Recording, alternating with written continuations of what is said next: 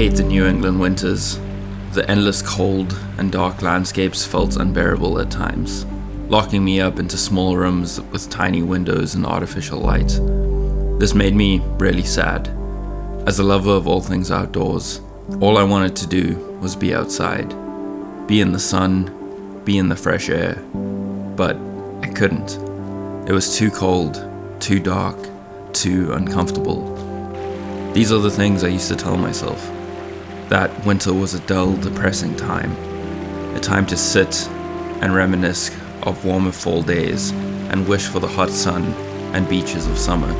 The truth is, I trapped myself in those small rooms. I think to some extent we all do. And it's that shared agreement that winter sucks. That shared pessimism that makes it feel okay to stay inside for months at a time and binge watch Netflix shows. And so we do. That unconscious thought traps us inside our own homes and our own minds. But once I realized this was a self-inflicted trap, I began to question my own beliefs. Why can't I be outside right now? Why can't I spend all day outside even though it's below freezing? What's really that different apart from the temperature? How can I spend more time outside in winter? The answer was simpler than I could imagine. Dress warmer. That's it. And then go. Once I realized this, the winter landscape became a new playground to explore. An endless wonderland in stark contrast to the green summery woods I once knew. Filled with new life, new lessons, and new discoveries. The next question that came to mind is, how can I connect with nature in this new frigid landscape? I couldn't go swimming as enjoyably as I once did. I couldn't track squirrels and mice, and I couldn't forage for my favorite greens and berries. I felt a bit stuck, feeling like all I could do was walk, which, don't get me wrong, is enough. It's better than nothing. But I always crave a deeper connection, a deeper understanding for more. This led me to the evergreens, a connection to life in winter. In a world where everything else has been put to rest, the evergreens found a way to persist. I decided to gather some pine and spruce leaves to make tea, a tradition stretching long before I ever set foot here. Maybe they could share their energy and wisdom with me. I also discovered some hickory nuts left by the hibernating squirrels.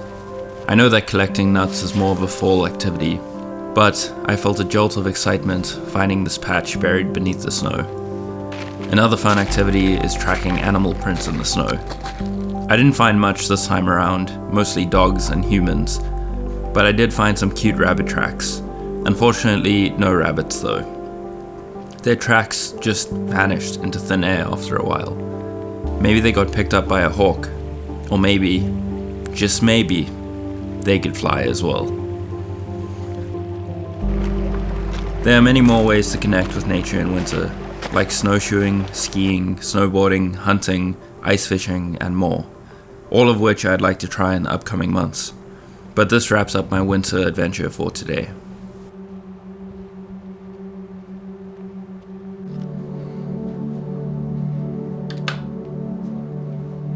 Inspired by the evergreens, I strive to make the most out of life and experience as much as I can. To keep moving, keep learning, keep growing, keep living, even in the face of death. But the evergreens aren't the only lesson winter has to teach. Yes, evergreens are magnificent and push through the winter, but not every tree is an evergreen. Not every human is an evergreen. And it's important to remember that winter is a time of rest, recovery, inward reflection, healing, and preparation for the growing months ahead. Notice that most of nature hibernates during winter, that they take time to themselves to recoup and rest. Notice that we are nature too, and we fall into these same patterns, and that's okay, normal, and healthy. We don't see the bears shaming each other for being unproductive and not grinding hard enough. So why do we do that to ourselves? Let's not forget that we're all part of the same thing here, and use nature as a guide, a teacher, for how we should be living our own lives.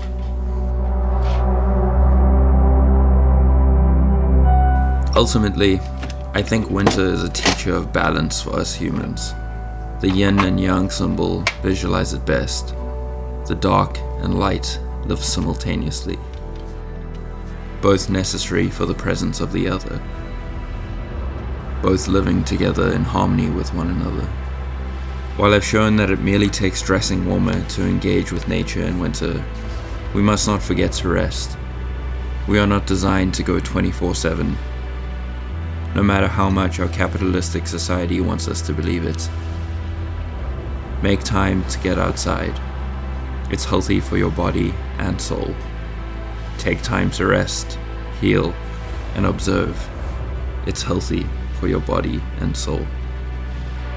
I hope that this film inspires you to reconnect with nature in winter, no matter how cold it is. Even if that means staying inside, all nice and cozy, drinking pine needle tea, and doing some watercolor paintings.